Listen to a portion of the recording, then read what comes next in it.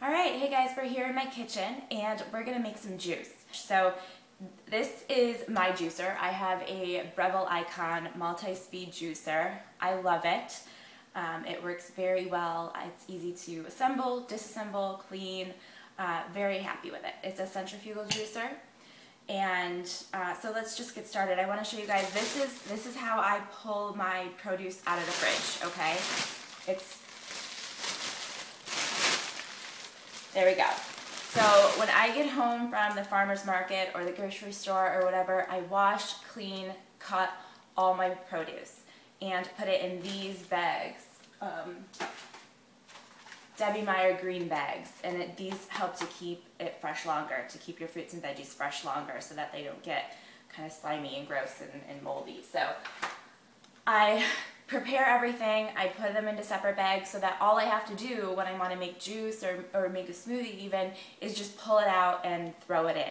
So my juicer has multi-speeds, and so I'm going to start at the lowest speed and work my way up, which means I'm going to start with the softest produce and work my way up to the hardest. That's a kind of a good rule of thumb. So I'm going to try to talk to you guys while this is on, but if you can't hear me, maybe I'll do subtitles. Alright, so I've got my juicer assembled, very easy, and turn it on. Okay, so my stuff's all ready to go, so I just have to reach in and grab it. So today I want to do some cantaloupe.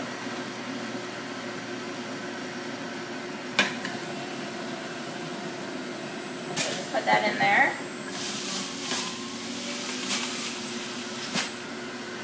Alright, and I think we'll do a handful of strawberries here, maybe like 5 strawberries.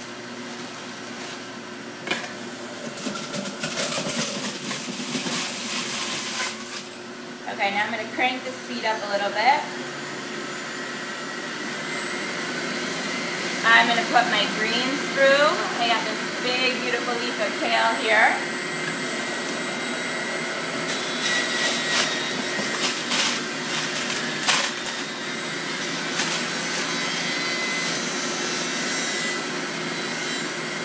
Alright. And let's do cucumber.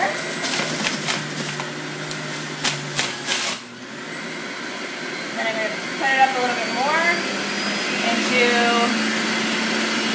some celery.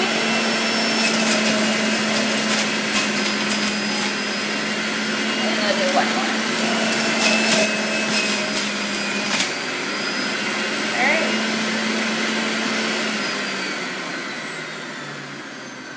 That's it. We made our juice. So now, the juicer stops. This is what we got out of that, what we just juiced. This is probably about 8 ounces, 7 ounces of juice. So that's pretty good for me. Now I'm going to show you the next step. Okay, so the next thing I do after I've made the juice is to strain the juice. And I just have one of these. It's just a fine mesh strainer. I put it right over my glass like this, and then I just pour the juice through it. Now, depending on what kind of produce you're using and how good your juicer is, you may have more or less pulp to strain out. So like when the thing gets full, see, just rinse it out, keep going. Some people might want to strain theirs twice. I just do mine once, and it works just fine for me. So we've made our juice, we've strained our juice, and this is what we're left with. And what I usually do then is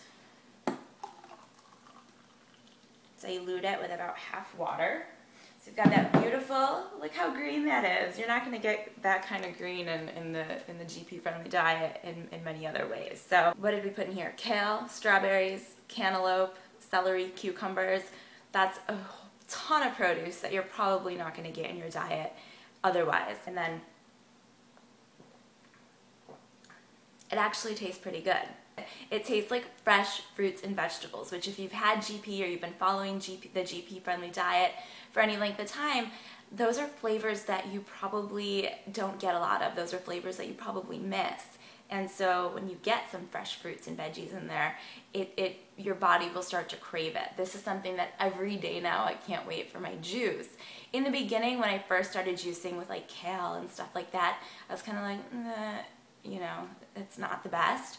But it grows on you and your body comes to crave it because there's so much nutrition in here. There's so many nutrients and so many enzymes, and there's chlorophyll and things that your body really needs to heal itself, to nourish itself. So it's all good stuff.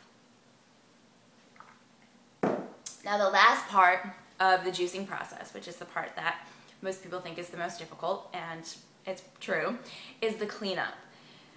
Personally, the cleanup for the Breville I don't think is that bad.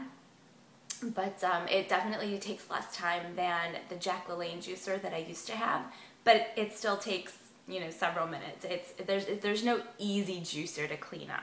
They have multiple parts and there's a lot of stuff to clean. So what I want to do though is actually show you guys how long it takes me to clean up my juicer, because it's not really that long. So I'm going to clean it while I talk to you and give you some more juicing tips. So I'm going to disassemble it right here.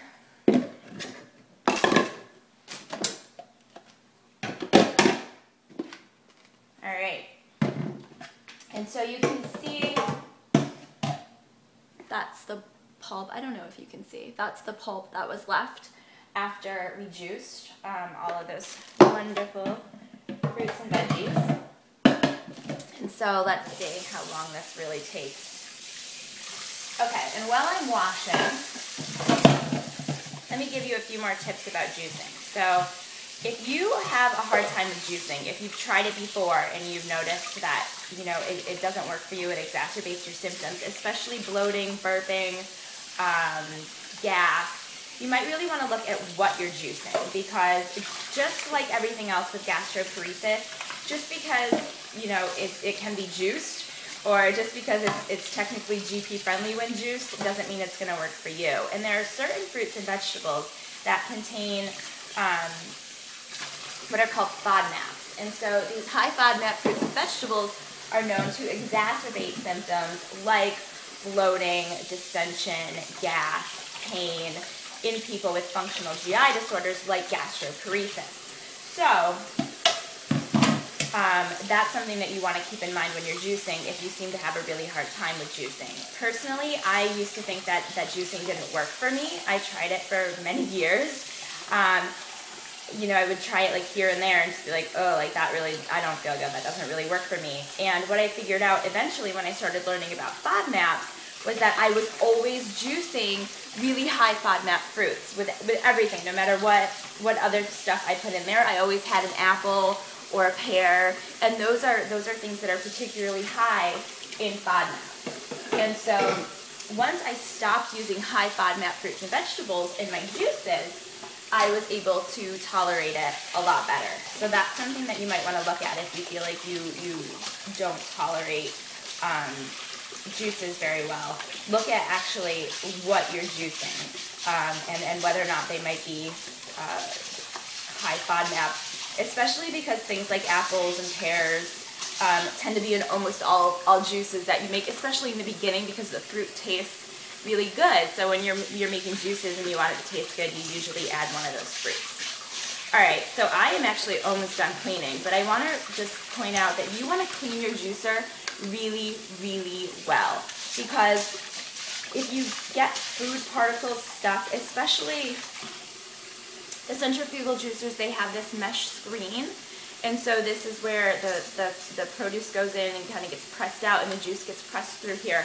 If you have food particles stuck in there, they can grow bacteria, and it can just, it's, you know, not healthy. So you want to make sure you're cleaning your juicer really well. Clean it as soon as you use it. Like just like you see me doing right now, like I just made my juice and now I'm cleaning my juicer. That's what I always do, because if you leave it, it becomes a hardened mess and it's really difficult to clean. If you can't clean it right away, at least fill your sink with warm soapy water and stick all the parts in there. My juicer came with this brush.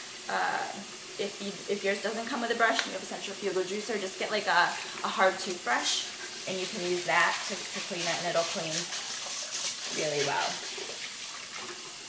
Okay.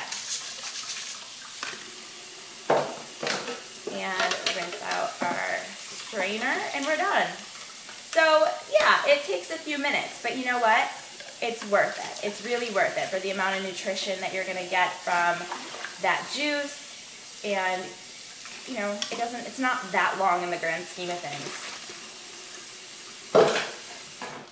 So there we go, we're done. And now we can just drink our juice.